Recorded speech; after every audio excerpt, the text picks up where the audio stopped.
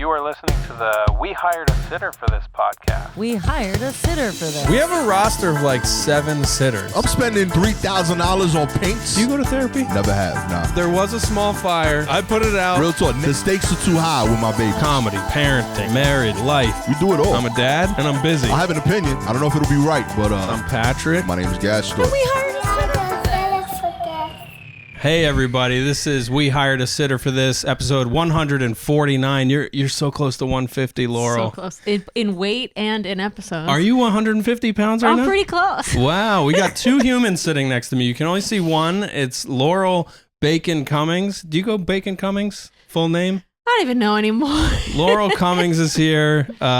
Griffin, her doggy's here, and there's another human. We've got a stowaway inside the human. Yes.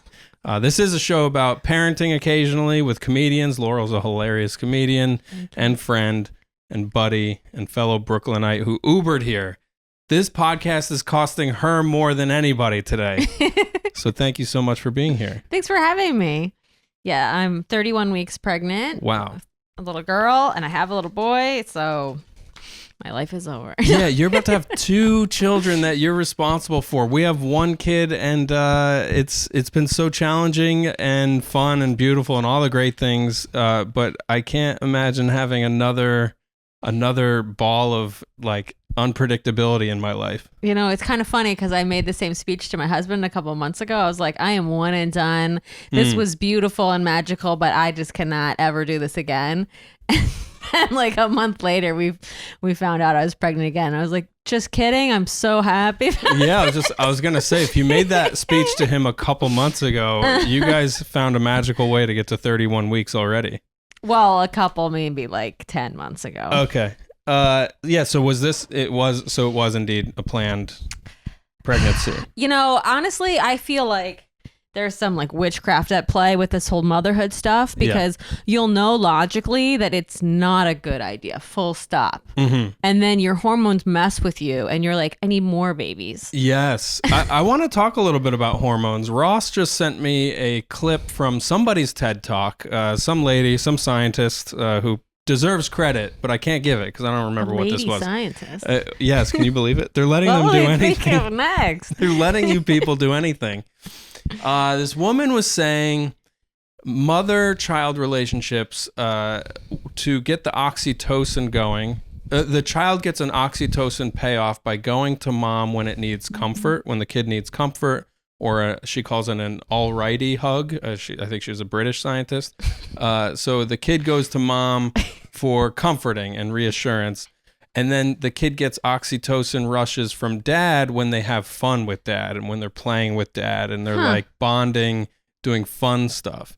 And Ross and I have totally noticed that our kid goes to her when there's trouble or when she gets hurt or stressed or anxiety, whatever. And then with me, it's like I get to just have a bunch of fun with her. Have you experienced this? So, okay, I was preparing for this podcast and I was listening to episodes that you did with Gaston, and it was all about being the dad you want to be. Right. Like, I want to be the dad. Yes. I want to be the fun one. I don't want to be the one that's like, no, you can't eat. Whatever. I don't know. Like, it sucks that it feels like the woman still gets the like bitch end of this. Yes. Yeah. Or I mean, I was on a meeting this morning on Zoom. I'm open with our audience that I go to the book club for people with drinking problems, and there was a woman on there. I don't know if you are familiar. This is something I should have asked you about before the show, but anyway, this woman was saying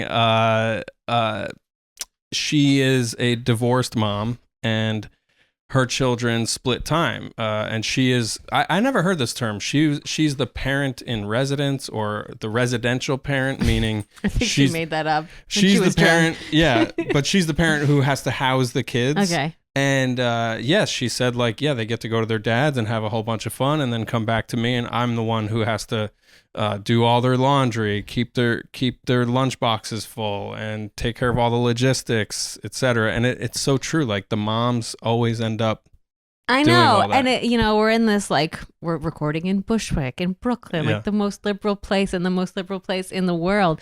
But still, we're not away from those stereotypical gender roles. Yeah. I mean, I have a full-time job, Yeah. but still, I'm also the one that is at home more. So it just falls on me. Well, and it's also, I mean, I don't know if this is my subconscious Christian upbringing, but isn't it just hardwired biology? What do you think about?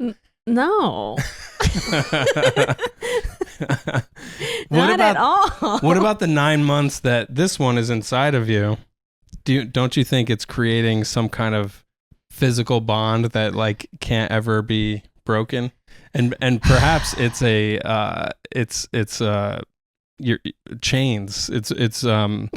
It's like you're being handcuffed by biology inside Perhaps. your womb Okay, right now. So this one's a girl, and speaking to your last, comment about the divorced family, my family was divorced, Mm-hmm. and so I fully relate to like, oh, I can't wait till next weekend when we go to Dad's Right. sad dad apartment and just like mess around. He had a and- sad dad apartment? All divorced men do. What are some features of a sad dad apartment? Not a Sad lot. divorced dad. There's no art. Yeah.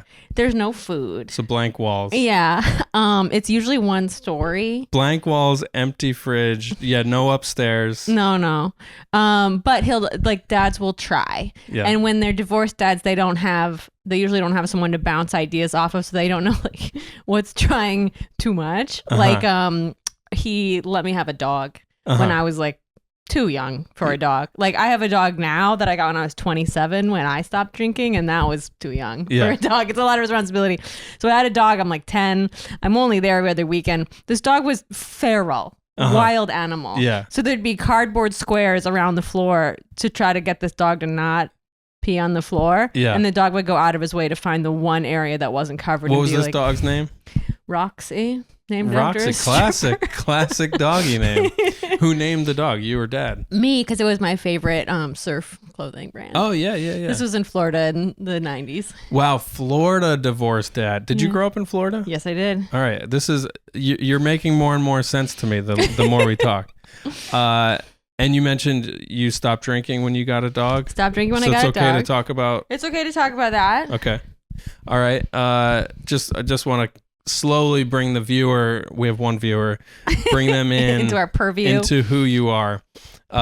Okay. So one boy already. Now you're gonna have a girl. Yes. How old is the boy? He's 1.5. Oh my gosh. This is too much. This is It's too a much. lot. It's a lot. And the girl. So the girl will be not quite 2 years younger.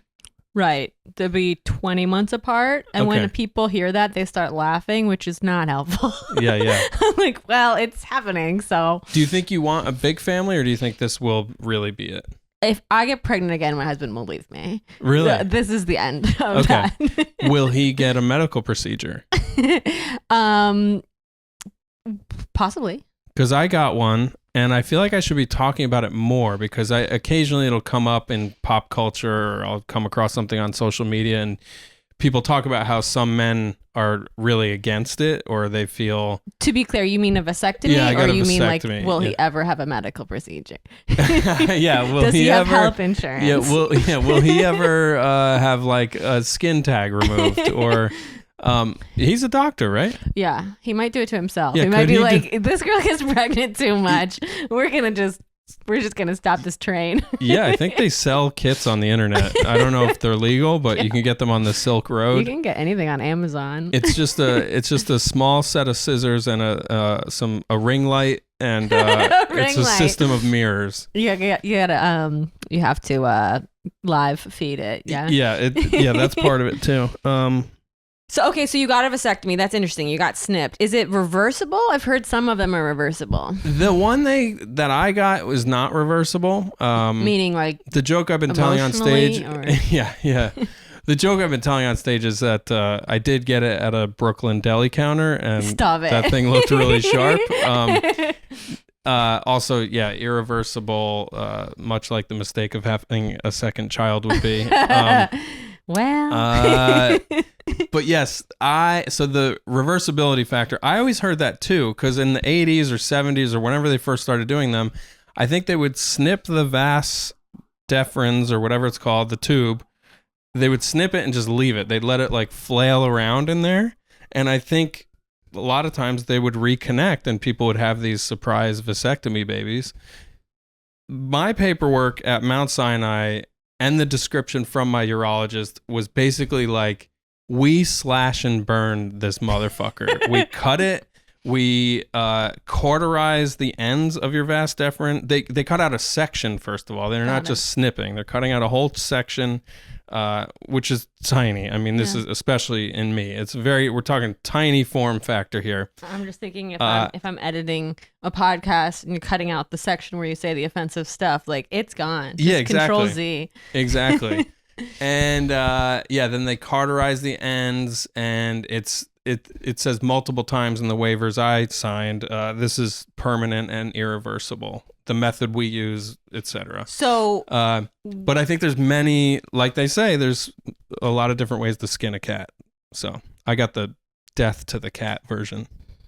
I don't know if that metaphor makes any sense. Interesting. And how do you feel about it now? How long ago was it? That was, I think, exactly 3 years ago now, because it was July when Franny was 1. It was like that July. So like, yeah, so three summers ago. I feel great now. It tracks that around 1 you'd be like, yeah, no, I don't want to do this again. Yeah, well, that's when it starts to get tough. Yeah, we knew early on, like, we're a one and done family because we waited so long. Like, I was 39 when she was born. Ross was 37 or 38, somewhere in there. So we were just like, we can't afford it. We don't have the energy, all that stuff. Yeah. Well, it's smart to do something about it when you have the like logical part of your brain working and the hormones aren't taking over. Yeah. I mean, there are times I think men probably have some kind of hormonal response to babies, because like I love holding a baby now. I love. One day we were in the park. We have friends of Franny's from daycare. We're all hanging out, and one of our closest family friends, they have a couple little boys, and I was sitting on Franny's stroller, just like watching the kids play. One of them came over. He wanted to like sit on my lap. He sat on my lap, and then his little brother sat on my lap. All of a sudden, I've got these 2 young kids in my lap. I'm just like enjoying nature. I'm sitting under a tree, watching the magic of childhood innocence, and I'm like, yeah, I want like 10 kids right now. Like I can see how people want to be like a silverback gorilla. Yeah, or Nick Cannon or whatever. Yeah. It's like, yeah, I just want to like make more of these that are in my image. Like there's that I think is biologically ingrained. Yeah. More so than that women have to do laundry. Right. Controversial opinion. Yeah, men just want to like impregnate multiple women who have to then do even more laundry. I think on some level men are like, let me just impregnate everyone. Like Tracy Morgan has a lot of material about that. Yeah, and it's like you have to stop yourself and be like, I actually don't want to impregnate everyone.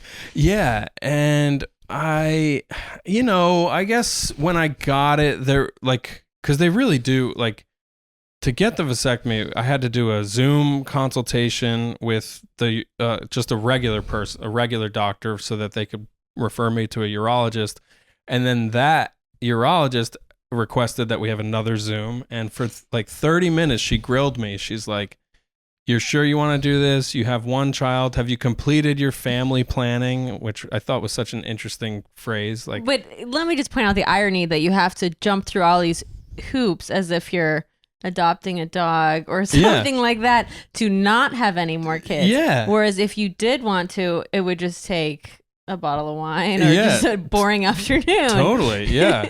Yeah. And she's like, and she's like, you have a girl now? And she's like, you sure you don't want to have a boy? And I was like, oh no, I think we're good. She's like, you're really sure it's not important to you to have a son? Like she said this multiple times, and that got me like creeped a little out. Manipulative. Yeah. And I'm like, wait, do I want a son? Like, and I start like going through the vision board of like what being a father to a son is. I'm like, baseball, like race cars, like you can come babysit my son and see. Yeah. And then I'm like, I start like wondering what's up with this lady, Susan Marshall at Mount Sinai. Like what kind of damage did the patriarchy do to her that she thinks there needs to be more men on this planet? Or it might just be that's part of the training, like to really pressure test it before it's too late so you don't sue the hospital or something. Right. Yeah. That's probably got to be it. That Yeah. makes rational sense. I was going full conspiracy. I'm like, this lady is working for the GOP and she wants more straight white men. Well, that's possible too. Was her name JD Vance? Yes. My urologist, JD Vance, at Mount Sinai Hospital. I mean, not to be too dark, but I think like what is manipulative is when in certain states, if someone does want to terminate a pregnancy, then they say you got to go look at an ultrasound and watch the baby hop around. Like, yeah. that's ugly. Yeah, man. It is interesting though. I have had the experience now of being able to say my body, my choice, and like. And did you feel empowered? And mean it? Yeah. Like, yeah, because I'll do material about this, and I've been booed by women like that, or usually Just in general. Usually the booing is about when I tell them that my wife and I have decided we're just gonna have the one kid. Oh, really? And people disapprove of that. What do you think that's about? I think people think that it's selfish of us because actually that's one big reason. Selfish that of you I to didn't only mention. have one. Yeah, because a big reason we decided on one is that we would like to have our own lives too. Like it's important to us to keep pursuing our careers and make space for the things we want to do in life. Totally. And the more kids you have, the less you can do that. I assume. I know there's lots of people that can do it all, and that's great. But we just it was a sort of logistical decision. So I think people assume, oh, that means you are a narcissistic couple who don't want to give up your own precious time. I think there is socialized programming that many people have where it's like, yeah, you just have big families. That's what we do. Bigger the better. America. Interesting. That kind of shit, maybe? I mean, America, it's interesting that you went there because I was just reading that in Japan, the government cannot incentivize people to have children for all they're trying. Yeah. They're like trying to pay for childcare and give them tax incentives and whatever, and everyone's just like, I don't want to get married, I don't want to have kids, I just want to like VR all the social stuff. And yeah, they have like a real population decline going on, I right? just got my bento box in my personal life and I'm good. yeah. Maybe that's where we should move. You should. If the shit hits the fan, we'll just move there and it'll be socially acceptable to have one. Well, maybe they'll think, look at You these. have too many. Yeah, exactly. These How Americans. Yeah. But yeah, there's that reason that people say they'll like boo me doing whatever to my body, and then there's the masculinity thing where I think some men view getting a vasectomy as emasculating, or you're changing your ability to be a man. You're literally becoming less of a man by cutting out parts of your genitals. I wouldn't say literally. Well, But yeah. interesting. Okay, so what an interesting turn of events. We're talking about like your body and your choice. Yeah. Well, we can totally pivot. I think, No, I have so many questions. Did you regret it ever? Was there ever a time, even for a flash, when you saw like a cute little boy playing with trucks? Yeah. No, I have because I do go down that road of like, well, what will only childhood be like for her? Like that does change the way a childhood can look for a kid. We're big on like chosen family. Like we're really intentional about staying close with the people we've become friends with through daycare, and we hope there's a few families here in the neighborhood that we hope will all be here long term. We're gonna try to stay here as long as we can and do the tiny house thing with the three of us. And we are doing a lot of vision work, I guess, around having like chosen family so that she has brothers and sisters, or however she wants to talk, like vision close friends, like just like out loud brainstorming about like, yeah, hopefully what does it look like? Her and Jack will be in this, like she's going to another school starting in September, so and many of her friends from daycare will be at that same one, so we just talk out loud about like, yeah, it'd be cool if her and Lila go up to 6th grade together or whatever. Mm-hmm. So what the hell was I talking about? Griffin's giving me a really nice shin massage Well, here. Griffin's an only child, so. And were you only child? No, I'm the oldest of 3. Okay. I'm the middle of 3. Okay. Here's what I think about that. I think it's a little bit self-important to assume that you know what that would look like, right? Because how do you know that say you were to have like 5 kids, that they would all get along, be healthy, like be additive to everyone's life? Right. There's lots of people that don't speak to their siblings, or I don't know. That's a great point. I mean, I'm the middle of 3 and I hate both my siblings. There you go. They're both like really valued members of our viewership. They love the podcast, but I thought we only had one viewer. it's time I tell you both to fuck off. I wish I was by myself. No, I love you too. PJ. And my siblings are my best friends too. Oh, so yeah? I'm not helping the All right, cause. good. But I'm just saying we don't know what would happen. And maybe you'd try and then it wouldn't work out, and then that would be upsetting. So you made your choice, and I just wouldn't think about it anymore. Yeah. No, we're good, and we're gonna set her up for success and just kind of force her to make friends, because we can't be her best friend forever. I mean, I feel like this gets us to living in New York with kids versus somewhere suburban. That's the conversation we've been having in my house a lot. Yeah, do you think you'll leave? I go back and forth. Again, What's your square footage? What are we talking? About 1,000 square feet. All right, because this is 786 we're sitting in right now. I'm rounding up a little bit. Okay. It's like 900. And your kids will be close enough in age to share a room, but the gender difference may become a problem. But it's 2 bedrooms, later. so they don't really have a choice. Right. Yeah, this is interesting stuff. So, I mean, I kind of changed my point of view on this as the wind blows, you know? Like sometimes in the winter, I was like, I am losing my mind in this apartment. I got to get out of here. We need a yard. You know, it's very cumbersome in a walk up to like get the dog in his coat, the baby in his coat, me in my coat, the freaking stroller. It's by the time you're out the door, you're like, I give up. I want to go back to bed. Yeah. You really do get the comforts of suburban living where maybe there's a garage. You're literally like going from the kitchen into your car. You could drive everywhere. Right. Yeah. Air conditioning. Like it's been a sweltering summer in New York City. What is that like being pregnant? Terrible. It's been bad. Yeah. And then, I mean, with my first pregnancy, everything went really easily. I didn't throw up once. So I was like, oh, this little boy is just the greatest. And then with this one, I don't know if it's because it's a girl. My doctor keeps saying it's because I'm older, which doesn't make me feel great. Everything that can go wrong did. Like I, over 4th of July, got an infection and ended up in the hospital. Out of nowhere. Yeah. So tell us about that a little bit, because that was harrowing to just read about on social media. I'm sorry, my social media got dramatic for a minute.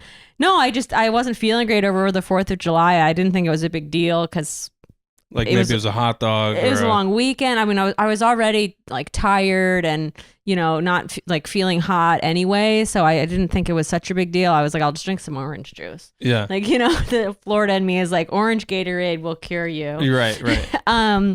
But then it just escalated where I was just so cold. And it was 95 degrees, and my teeth were chattering, and That's crazy. couldn't stop so shaking. What is that? A fever? It's called rigor, and it's your body trying to cool down and break a fever. Oh my gosh! So then I did take my temperature, and it was like close to 104. Why? That is so weird to me. The body is physically warmer, but you perceive it as being colder. I'm not a doctor. I don't know. But I knew something was wrong because I shouldn't have been that cold when it was a heat wave. Yeah. So I called my doctor and she said, go to the emergency room right away. Which I felt like kind of an idiot because I didn't realize it was serious. So this all happened in Florida? No, Am I just inventing you were in Florida for the 4th of July? I was not. Yeah, I'm inventing that. All right. So you're in New York, was in 4th of Brooklyn. July. And was this literally on the 4th? Were you going to the hospital on the 4th? No, I didn't want to make a fuss over the long weekend, No, so I waited till You're Monday. a patriot. Yeah. Yeah, exactly. I didn't want to disrespect my country.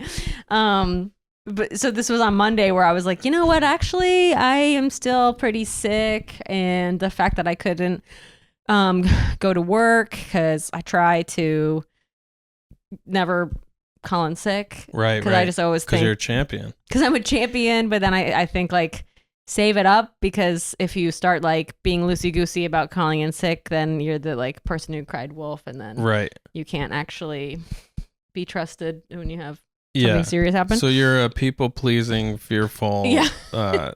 sober person. Years ago, I worked somewhere where there is this kid that was like, I have COVID. I'm so sick. And I was like, oh no, well, please take all the time you need. And then he was posting from Fire Island. That's to hilarious. add, like a total orgy of fun. And I was like, interesting. So Yeah. I just tried to not. Yeah, I didn't know the cure for COVID was oiling up your body Yeah, and exactly. sliding around with other hot young men. Exactly. I assume that's what he was doing in Fire Island. Yes. Good He for looked him. like, I mean, it was working. Yeah. It saved him. Oh, he also said he was at his grandmother's funeral, and then the same thing, was posting like very thoughty pictures from somewhere Wow. exciting, and I was like, interesting. So Well, you don't know how his family mourns. that's true. That's really true. So which hospital did you go to? NYU, which I recommend. Heard of it? Seems like a good hospital.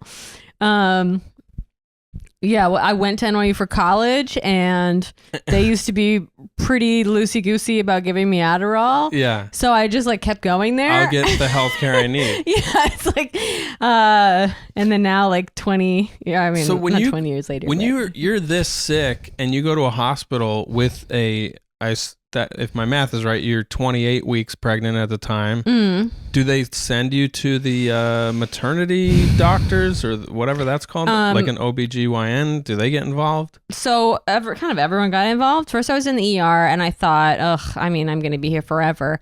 But no, and that's how I knew it was serious, because they put me on a stretcher and wheeled me right in there. And That's scary. it's like, if you're getting in the front of the line, something's going on.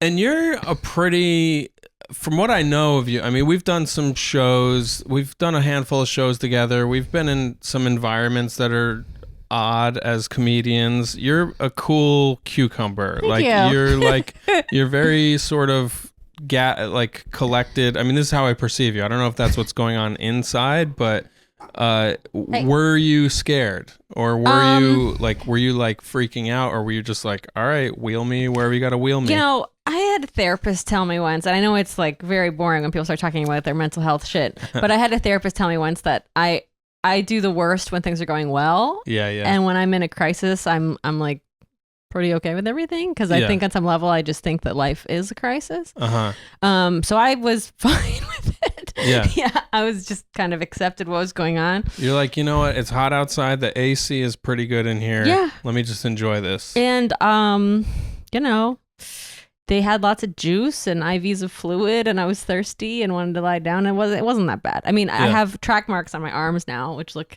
pretty rough, because I from the needle, from So like a lot the of IV IVs. bags. Yeah, so they were concerned about the septic shock, which is a blood infection. Yeah, so you had an actual infection in your blood. That's what they were bacterial concerned or- about. I had some like organ infections that was spreading, and Do we know how it started? no, just some fun pregnancy side effect, I think. That's Yeah. crazy. They're like babies pushing on organs that aren't like functioning properly. Oh, that sounds uncomfortable. And your I survived. husband's a doctor. Is he freaking out? So- When does he panic about this stuff? He is a doctor. He's not freaking out, but he was very supportive and left the hospital where he works to come support me, which I really appreciated, because he is very good in a crisis. Yeah. Like, I mean, I would have to be literally bleeding out for him to look up from the New Yorker. Yeah. And be like, maybe put some pressure on it. Yeah. He works in the ICU of oh my gosh, a yeah. cancer hospital, so he deals Wow. with like hardcore stuff. So it was nothing for him, but it made me feel a lot better to have someone there. And then once the baby and I had stable vitals, which took a couple hours, because since my blood pressure and heart rate was all over the place, that was making the baby freak out. Oh my God. So my big concern, because I don't know anything about sepsis or whatever, the stuff I did understand was something's wrong. They're taking baby out early, and 28 weeks is too early. Right. That's that cake is not baked yet. Cake is not baked. Yeah, you don't want you don't want like a molten lava where it's up the middle. Yeah, you want it baked. the batter should no longer be liquid. Exactly. I just finished watching The Bear, by the way, if we need more food metaphors. Oh yeah. So then to answer your question, then I did, once things were stable, they sent me up to the labor and delivery floor, Okay. which was like going from sleeping on the street to sleeping in a hotel. It was very comfortable. Yeah. That's where we delivered at NYU, and it's that's a nice couple of floors up there. Oh yeah, they're like, do you want to stream romantic comedies? Yeah. Do you want some room service? There's like views of the Brooklyn Bridge. I was like, can I stay here for a couple days? Yeah, they're like, we've got non-alcoholic champagne if you like. They had Enjoy. ensuite bathroom in all the rooms, which was Yeah. a lot better than the situation in the ER where there's like guys with, just got out of car accidents, and it was a whole thing. Yeah, my last ER experience, I was on a gurney in like next to the ladies' desk where they're signing people in, like, and there were many other people like basically in the public space because there were too many people in too many the rooms. ER is a kind of a disaster. Yeah, it's like an open mic. Yeah. It's like drunk accidents, a lot of drunk bike accidents, and then like really unwell, mentally ill people from the street, and having a breakdown. One thing I wasn't aware of, but I quickly realized, at least in the summertime, probably all the time, there were some unhoused people that seemed like they were just hanging out there maybe to cool off. Right. And the hospital staff was saying you can't stay here, and there was a whole nother layer that I wasn't aware of.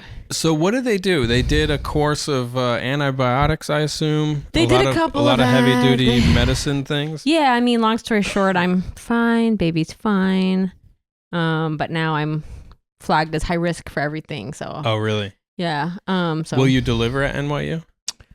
Or do you get a discount at your boyfriend's hospital? Husband's. They don't deliver babies at the cancer hospital. Not even for you? Like not even let with me ask if there's a discount. Not with the friends and family promo code? I know. Don't I get 60% off? Like if he worked at Banana Republic, I think I would get a discount. Yeah, it's like summer 15 is Let me your look into promo that. code. Yeah. So tell me about the at least what I got from your funny post about this was a new perspective on the mom movement of like anti-drug, anti-vaccine type stuff. Do you have a renewed faith in the medical system? So yes, some background. So when I had my son, I didn't have a mom friend network at all, and I didn't. He was born in January. I'm not really close with my own mom. Like I really just like didn't have any women in my life to talk about kid stuff with. So a friend gave me advice to get plugged into the like local mommy groups wherever they might be. So I live in Brooklyn. So it was very it's very kind of like granola vibe, which I was gonna say crunchy. I latched right on. Like I used to teach yoga, I used to be vegan. Like I was like, I can do this. Yeah. And some I don't want to upset anybody. But there's just so many different ways to be a mom, I guess would be the way I would say it, where some people, they breastfeed to the kids like in second grade. Yeah. And some people don't do it at all. And some people, it honestly seems like in New York, it's based on neighborhood, because my friends on the Upper East Side will schedule C-sections ahead of time. Because it's like, well, we got to get to the Hamptons the next day. Yes. So, whereas in Brooklyn, it would be like, I don't want any epidural. I don't want, a doctor in there. I want to do it in the middle of vinyasa class. Like, it's just really like I said, a lot of different ways to be a mom. So Yeah. I was like really on board with the like holistic way to approach. do Yeah, it. Yeah. But then when this little flare up happened, I needed actual medication and actual doctors, and Yeah. it could have been really, really serious if I hadn't gotten those things as soon as possible. Yeah, I remember.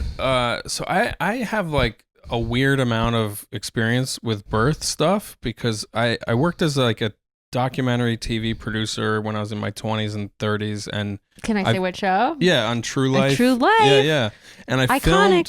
filmed a few childbirths, and leading up to the childbirths, all these couples would always go to the birth classes at the hospital or with their doctors, or just went to so many like OB appointments and stuff. And so my whole adult life, I just assumed, yeah, when I have a kid, we'll go to a hospital. There'll be lots of doctors involved because that's how you do it. And it all made sense, like listening to the doctors during these things. And then I watched that Ricky Lake film. Did you ever watch that? I don't think so. Ricky Lake made a film about the birth industrial complex in the aughts. I think it probably 2007 it came out or something. And it really was like amazing to see how hospitals and doctors really try to just like force moms to make decisions as quickly as possible so they can get them in and out, you know? And then Ross we had a birth doula, and Ross got really involved with doula work. She's a doula, right? Yeah, she works as a postpartum doula now. And working with our doula, it really opened my eyes to exactly what you're saying. Is like there's so many different ways you can give birth and then become a mom, and then so many different ways you can parent as well. So when your son was born, did you do any, like, was it a home birth or anything like that? It was the opposite of a home birth.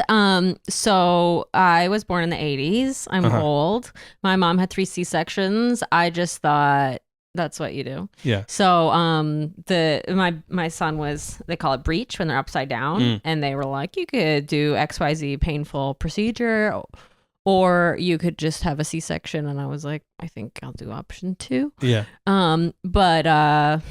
Yeah, so I mean, I was like pro Western medicine all the way. I'm also married to someone who works in that world, so I feel like I was pretty, I don't know. You were primed for like the full medical menu of options. But then like I don't know. I'm trying to think like how much I want to reveal. So then when I had a C-section, there was a complication, and it could have been really dangerous for my son if we weren't around a lot of doctors and in a hospital. So again, like for me, I'm really glad that I made those decisions. Like for everyone that can safely have a birth experience at home or a birthing center, that sounds cool and beautiful. But I, at this point, like now going into this again, I don't want to take any chances. Yeah. Well, now you're in the high risk category also. What if one of your kids says to you they would like to be a stand-up comedian? That's high risk.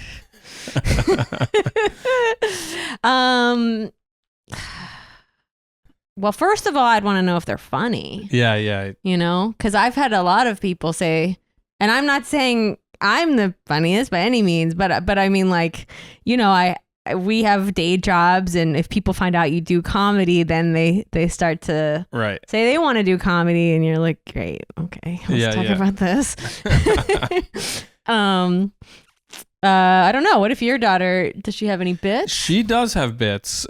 She's big on right now. It's hey Dada, how about a dog reading a paper on a toilet? That's pretty funny. Which is really just a premise, but it's adorable coming out of her. And it's a lot of toilet. She's obsessed with potty humor. So dog going pee-pee on a toilet, reading the paper, dog driving a car in a toilet.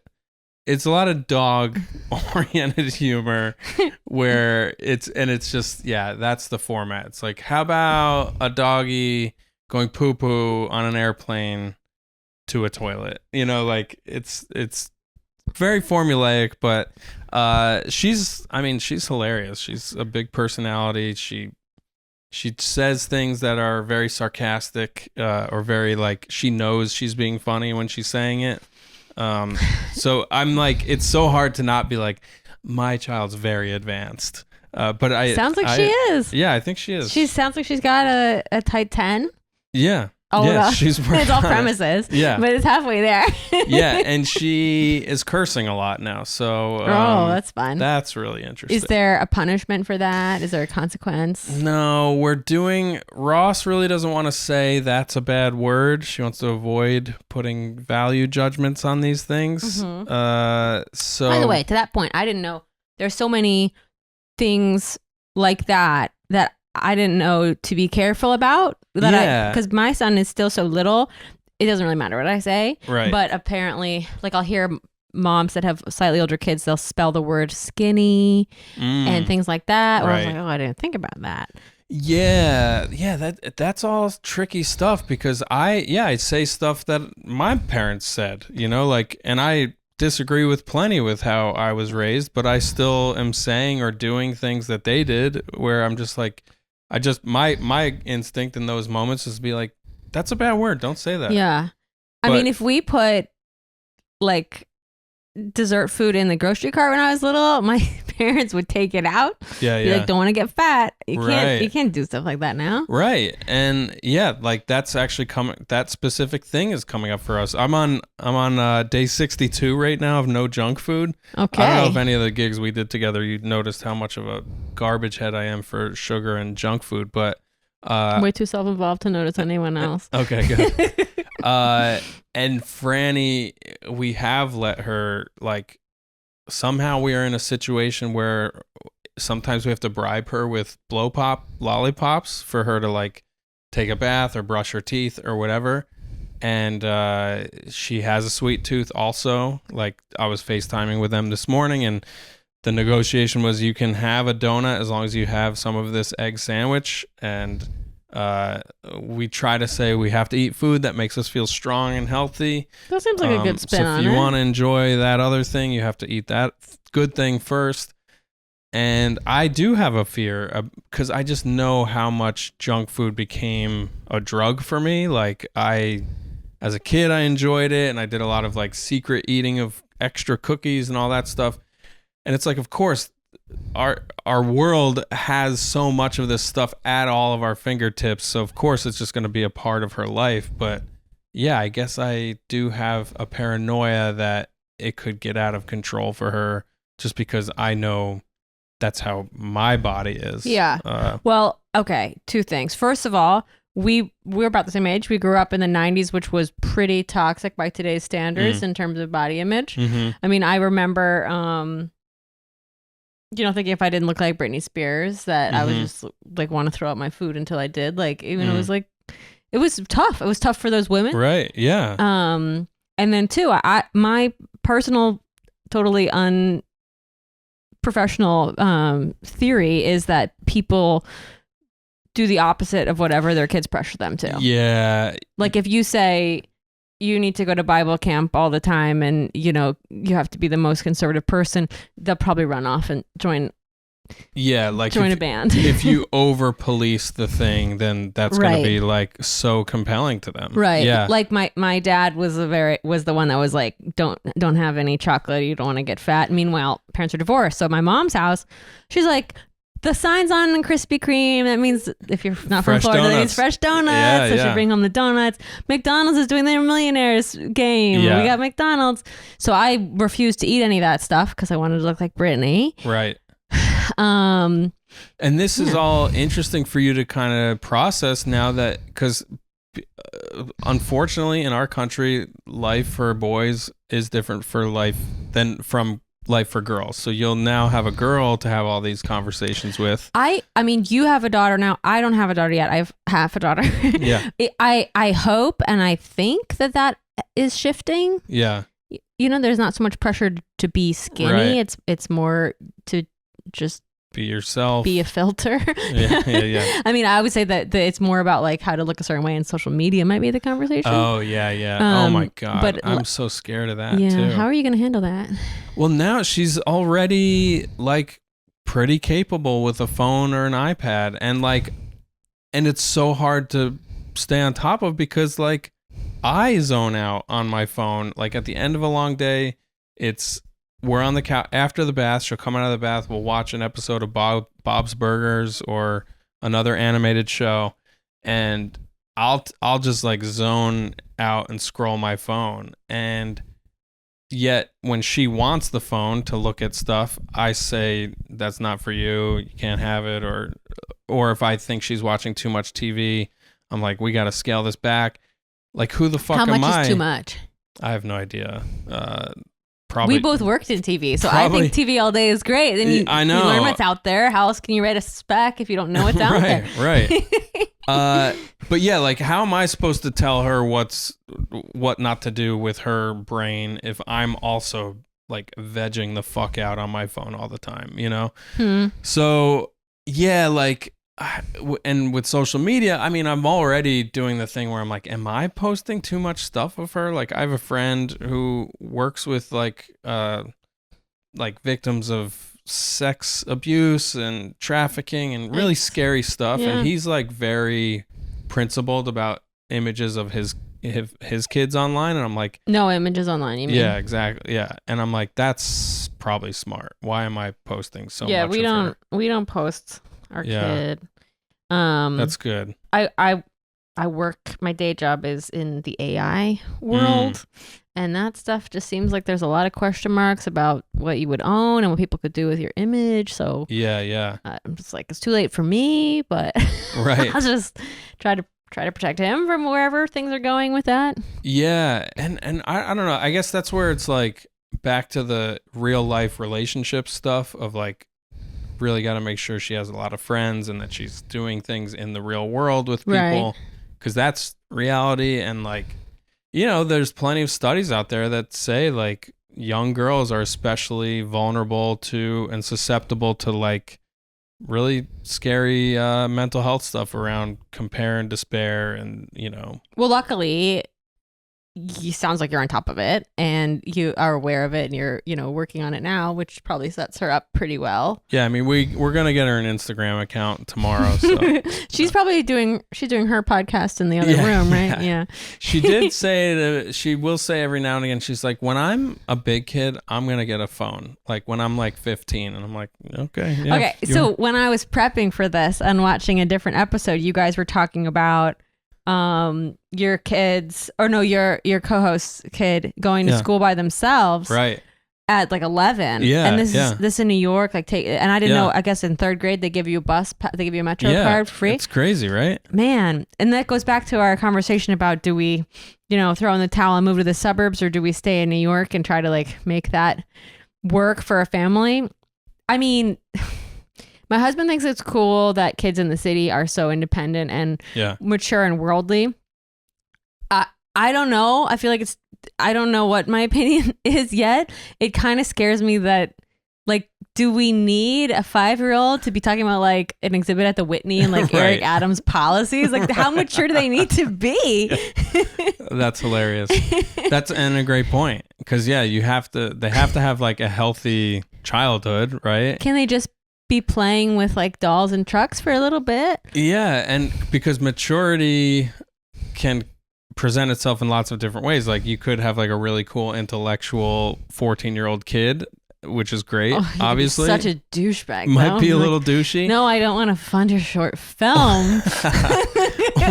or you can have a 14-year-old who's pregnant though. Yeah, and like then you're a grandparent at like 55. I mean, I went to boarding school in New Jersey, and we would say we were going to buy books. And we would actually take the train in and buy fake IDs and other things in the city. That's hilarious. And I mean, that was 14 and we were pretty far from New York City. Yeah. If it had just been like, I'm going to the Met, and you really just, you know, go to a nightclub. I don't know. It just seems like it's pretty easy to get into trouble. Yeah. That said, you can also, people like huff glue in their basement in like Greenwich, Connecticut or whatever. When did you start drinking, using stuff? How old were you? 8th grade. That's wild. Yeah, I was in college, so. I thought you were saying that was late. No, I was a late bloomer. I didn't start drinking until I was 18. So that seems wild. So that's what, like 14, 13, 14. Yeah, I was at a 12-step meeting. A guy was talking about his 15-year-old son who was sick from drinking. He got like super drunk and got like vomitous at in his home and everything. And I was like, that's only 11 years off for me, which is crazy to think about. Like 11 years off? What do you mean? like for 11 years from now, I could have a 15-year-old who's staggering home drunk at night. And like, how am I going to handle that? What's that going to be like in this city? It'll probably happen before 15. Like the access to all this stuff it's here. She's already a tall kid. Like people think she's like 6 when they see her. Does she get invited to raves in Bushwick? I mean, in Bushwick, she's going to House of Yes. So yeah, I don't know what that's all going to be like. You know, that's why I'm grateful for Gas Store because he has so much experience with teenagers. I thought you were going to say I'm grateful for gaslighting. Yes. Like, I'll just convince her that it's cooler to stay home. I'm grateful for the psychological tactic of gaslighting because she'll get plenty of messages from society to just stay small and not take chances. Have no strong opinions. Be a people pleaser. Yeah. Man, speaking of which, so this episode, this might be 3 weeks before this comes out. No worries. But I will talk about something in the news. Kamala Harris is probably the Democratic nominee, right? And I was so disheartened by some family like Facebook posts about it. I have a second cousin, young person like us, cool girl. We just had this big family reunion. Thanks for saying I'm young, by the way. I perceive you as like 30. Right? Well, my doctor keeps being like, you're falling apart. You're disgusting. You do have infected blood, but you look great. You're like some witch from the woods. Get out of here. Anyway, my cousin just said on Facebook, she's like, I don't think we should have a female president. How fucked up is that? How weird is that? I kind of don't want to go down the political chat. I will say, like, think of the source, like Facebook and Reddit is going to have crazy stuff. Yeah. I guess in the context of being parents of daughters, and daughters in New York City, like, I do hope that my kid grows up. Yeah. Like, I was really proud of her when she was 2, actually. Right before she started going to daycare, I kept bringing her to this park over here.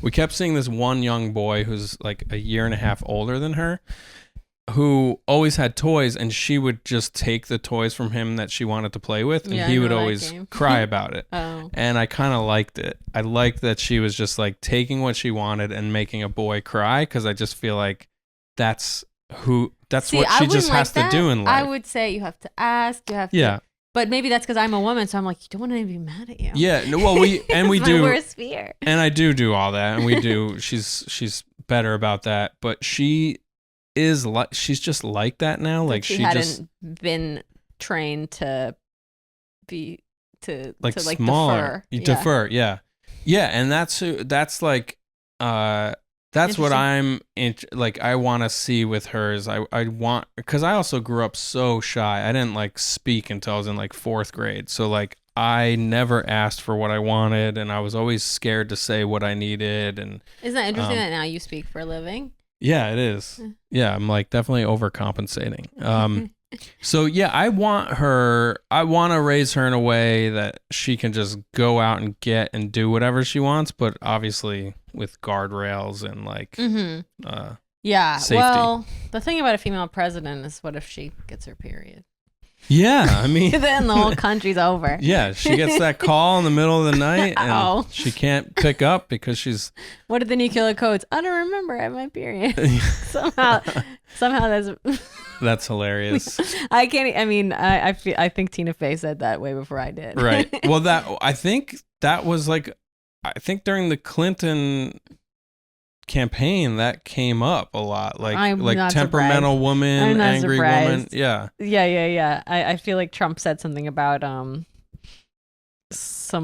of the Fox News babes. Yeah. Saying she seemed like she was on her period or something. Right. Yeah, and like I guess I just resent seeing blatant and open misogyny like that, just because I have been an obnoxious misogynist in many different ways in my life. And I've, in my adulthood and in my marriage especially, I've had to do a lot of work, and in couples therapy, a lot of work around it. Like I've had to really like understand what my wife is talking American about. History X. You're unlearning Yes. the bad.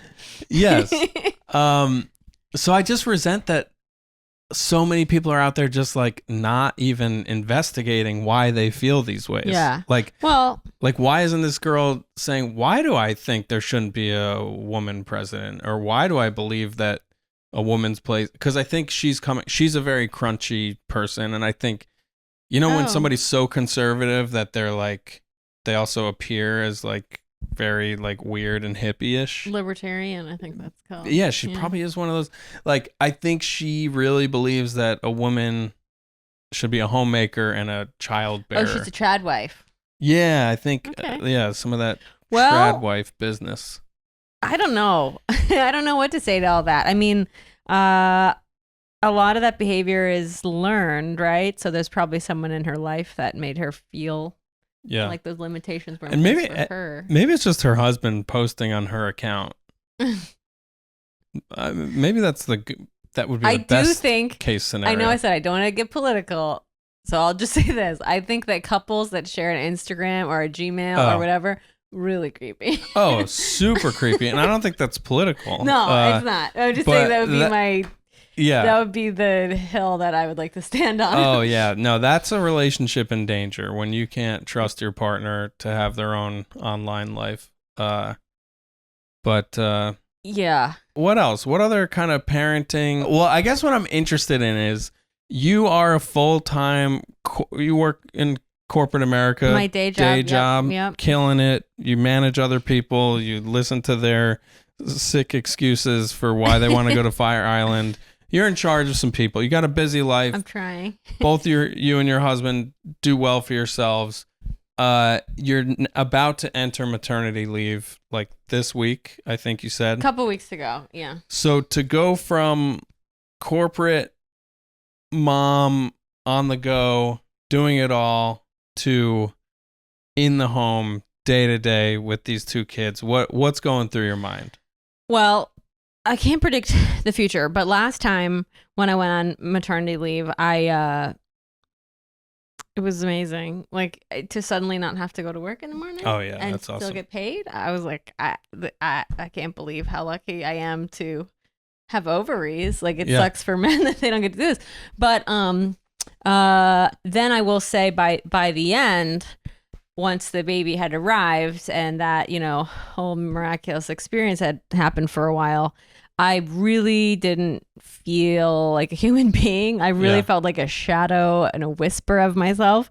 And after, months of everything that comes with having a newborn and, the breastfeeding and not sleeping and the isolation, I really wanted to have adult conversations, even about mundane stuff that I, was dreading before, like a meeting about planning planning some quarterly report. I'm like, great, right, let's do it. I mean, you were asking me about childcare earlier, and I'll just say it does feel like a bit of a trap, the whole you can have it all thing. Yeah, because my husband and I both work very hard, sometimes 7 days a week.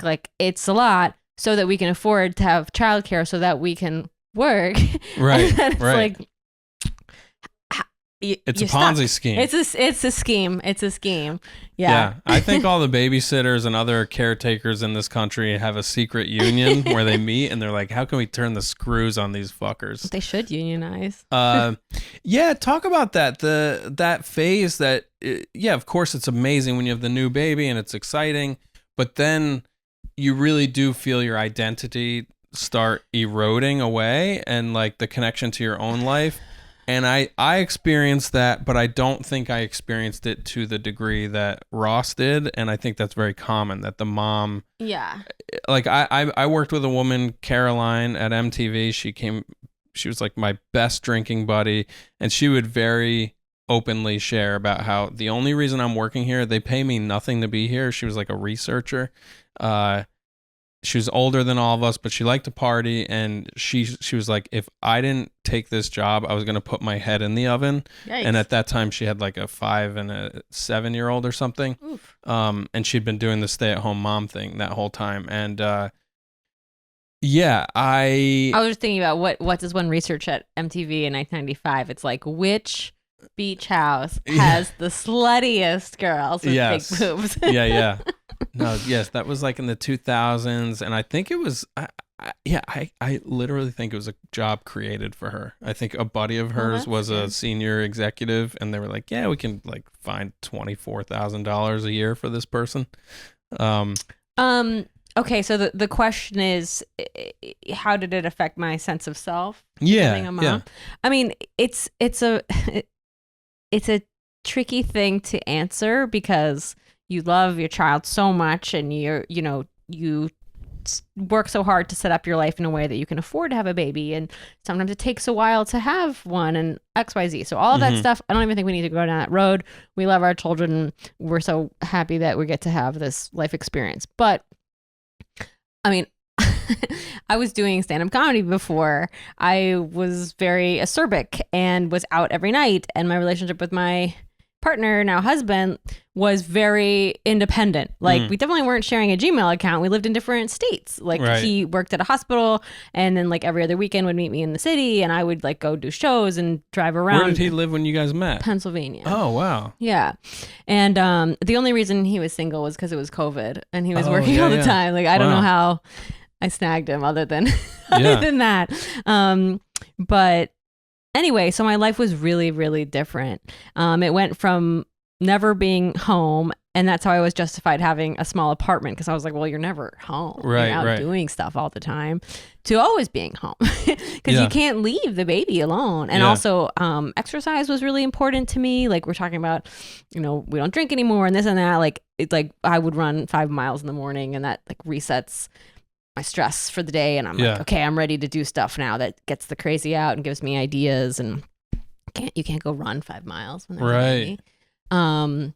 And also like as a woman, like a lot of your confidence is often tied up in your looks, and suddenly you're like 40 pounds overweight and you can't do anything about it, and it just, everything changes. And also all of the friends that don't have kids, like they don't really want to hang out. You don't have anything in common with them suddenly. Yeah. And the friends that do have kids are so nice to help, but then that's always like, is this who I am now? Where I just talk about diapers? Yeah.